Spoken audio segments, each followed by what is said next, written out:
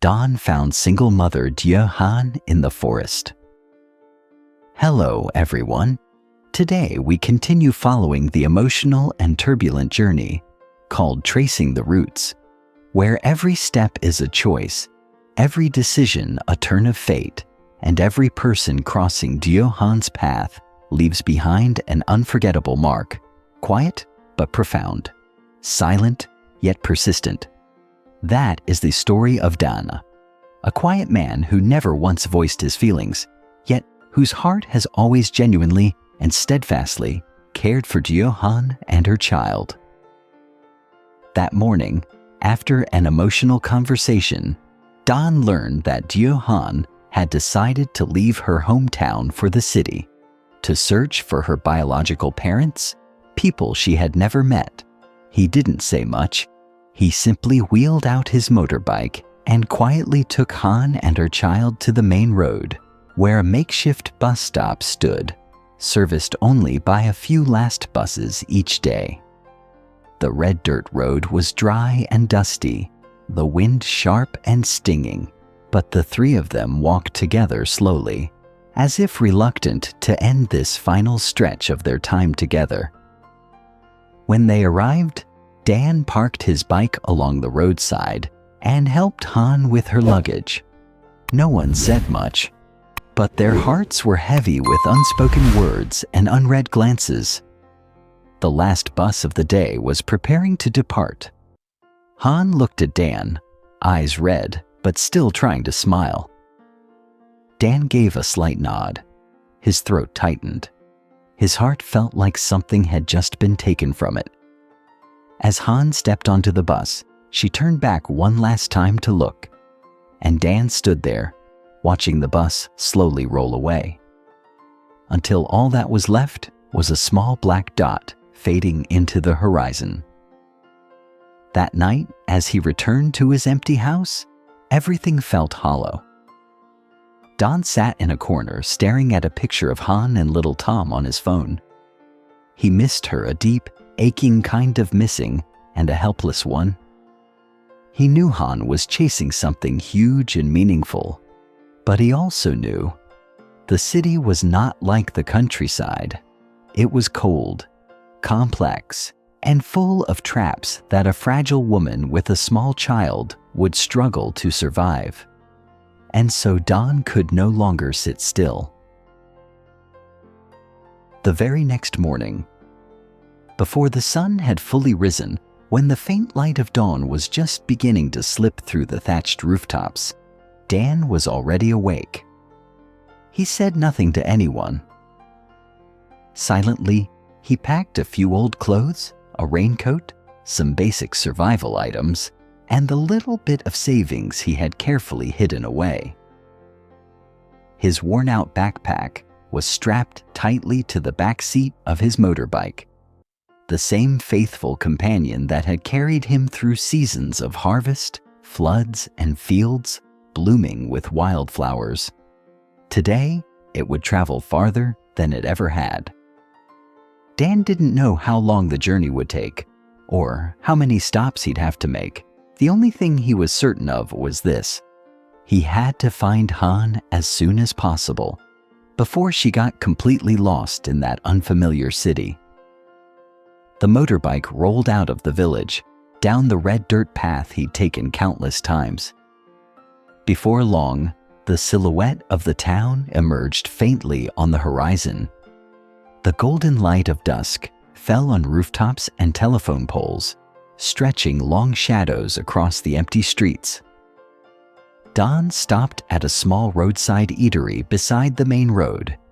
He ordered a hot bowl of noodles fuel for the journey ahead. He ate quietly, wiped his mouth with a thin wet napkin, then got back on his bike. The wind had grown colder. The sun had fully set. The sky turned the color of ashes. Dan whispered to himself, "Just a little more.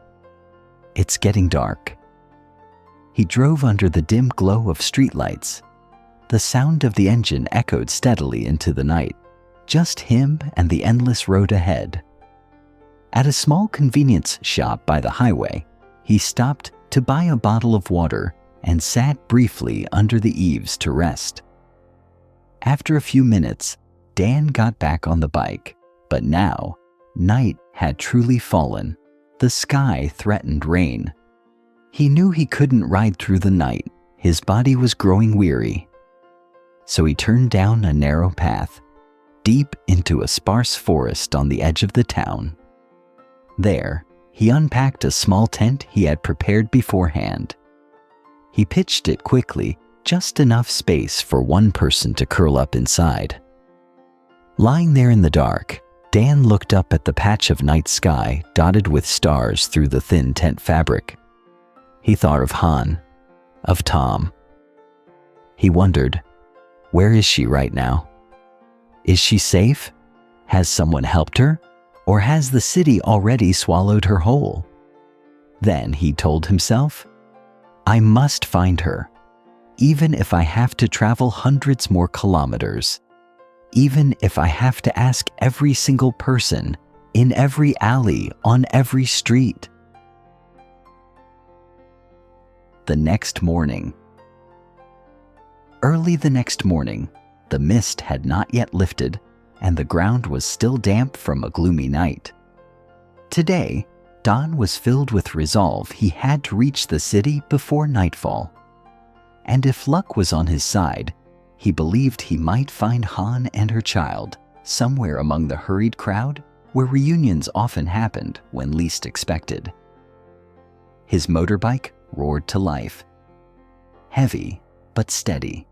Its engine growled with a familiar sound, as if it too carried a mission of its own. The road ahead stretched endlessly, cutting through low hills, past a few quiet towns and heading straight toward the city. Don kept riding without stopping. Then suddenly, at a sharp, deserted curve in the forested road, Dan slammed on the brakes. A figure had just crossed the road in a flash, just for a split second, but it was enough to make his heart skip a beat. It was a woman, petite, hair tied neatly behind her head, carrying a small child in her arms. She was moving steadily into the roadside woods, her hurried steps purposeful, like she knew exactly where she was going. Dan felt a jolt of recognition. He muttered under his breath, "No way, was that Han? Could it really be her?" Without a second thought, Dan pulled over, leapt off the bike, and darted into the forest.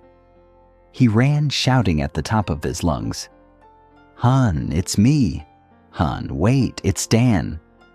His voice echoed through the thick canopy, bouncing off the trees in a frenzy of desperation. But the figure didn't stop. She moved faster, either trying to get away, or maybe she hadn't heard him at all. Dan pushed forward, cutting through underbrush, clambering over mossy mounds, tripping over tangled roots. But he never stopped. He believed it was her. Even if it was only a vague intuition at that moment, it was all he had. The deeper he went, the thicker the forest became. The trees crowded out the light, leaving only flickering patches of sun across the ground. But still he called out. Still he searched. Still he hoped. And then the figure was gone. Dan stopped in his tracks, gasping for air, his heart pounding like it might burst. He looked around. Nothing. No footsteps, no child's cry, not even the rustle of leaves. He turned slowly in place, then sank onto a moss-covered rock, eyes vacant. "Maybe I was mistaken," he whispered, the words catching in his throat. How could he have been wrong? That silhouette, the way she cradled the child, those fragile shoulders, how could they not be hers? But the forest was vast, and that woman, she might not have been Han. She could have been any mother traveling for her own reasons. Or maybe it was something else entirely, something he couldn't explain. Don stood up. His legs were trembling, worn out, but his eyes never left the dense forest ahead, the place where that shadow had disappeared. He stood there for a long time, then finally, he turned around. His heavy footsteps pressed down on the fallen brittle leaves as he made his way back to the narrow forest path. It was the same road, but his heart was no longer the same. He knew now this journey was far from over, and the city, where millions lived and breathed, somewhere in that vast maze, Han might still be quietly waiting for him. What kept Dan going wasn't just longing. It was the belief that in this world, there's always a reason to keep walking, no matter how unclear the road ahead may be. He knew that finding one person in such a sprawling city was like searching for a needle in a haystack, but he would still do it, because sometimes the journey of finding someone is also the journey of finding yourself. In the next part, will Dan accidentally cross paths with Han again? Or will he meet the people she once encountered, and from them, follow the fragments she left behind? Will fate guide them back to each other? Or will a new twist open a chapter in their lives no one could have foreseen? Danh đứng dậy, đôi chân rã rời, nhưng ánh mắt thì vẫn không rời khỏi khu rừng rậm trước mặt nơi mà bóng dáng ấy đã biến mất. Anh đứng đó thật lâu, rồi cuối cùng anh quay đầu, bước chân nặng nề dẫm lên những chiếc lá khô rơi rụng, quay về con đường nhỏ ven rừng, con đường cũ, nhưng trái tim anh bây giờ đã không còn như trước nữa. Anh biết rõ chuyến đi này vẫn chưa kết thúc, tại thành phố nơi hàng triệu con người đang sống và thở, nơi đâu có thể là Hân vẫn đang lặng lẽ chờ anh phía trước. Điều khiến Danh tiếp tục không chỉ là nỗi nhớ mà là niềm tin rằng trên đời này sẽ luôn có một lý do để ta tiếp tục bước đi, dù cho mọi thứ xung quanh có mịt mờ đến đâu. Anh hiểu việc tìm một người phụ nữ giữa thành phố lớn này khó hơn mò kim đáy bể, nhưng anh vẫn luôn làm, vì đôi khi hành trình đi tìm một người cũng chính là hành trình tìm lại chính mình. Ở phần tiếp theo, liệu Danh có tình cờ gặp lại Hân, hay anh sẽ chạm trán với những người mà Hân từng gặp và từ đó lần theo dấu vết còn sót lại? Liệu định mệnh có đưa họ về đến với nhau, hay sẽ là một biến cố mới mở ra một chương khác của cuộc đời mà không ai ngờ tới?